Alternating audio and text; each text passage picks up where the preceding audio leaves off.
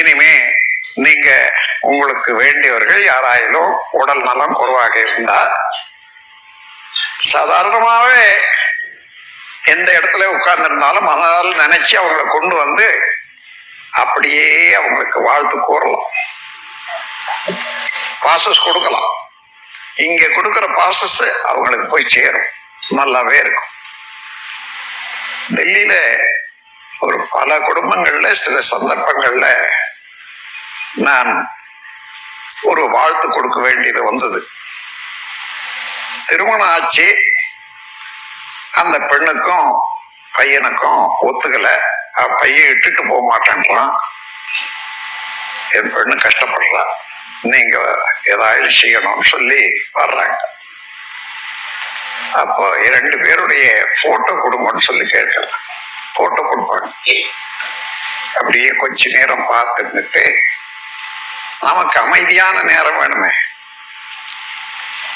அமைதியான நேரம்னா நான் அது மேல மனம் செலுத்துற போது என்ன மற்றவங்க நினைக்காத இருக்கணும். அந்த மாதிரி நேரம் எப்போ போறது ராத்திரில 1 மணில இருந்து 4 மணி வரைக்கும் தான் வருது.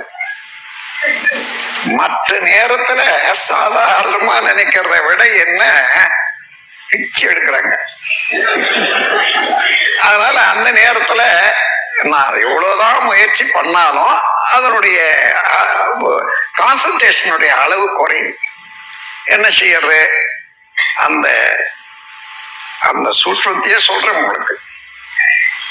பெண்ணையும் பையனையும் அங்க போட்டோல பார்த்த மாதிரியாகவே அங்க உருவகப்படுத்தி கொண்டு ஒருவருக்கு ஒரு கைப்பிடித்து கொண்டு அன்பாக நம்ம வாழ போறோம்.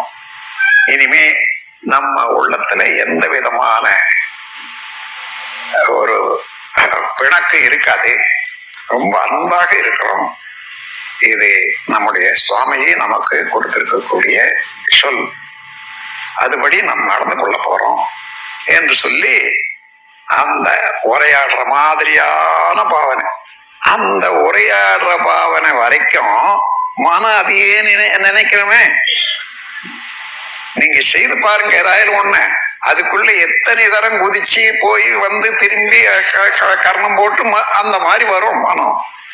அது இல்லாத செயல்படணும்னு சொன்னா இந்த சூக்கும பயிற்சி உங்களுக்கு ரொம்ப துணையா இருக்கும். 2 வகையில. இந்த உலகத்தை ஒட்டி இருக்கக்கூடிய போது சூக்குமம் அது வேற.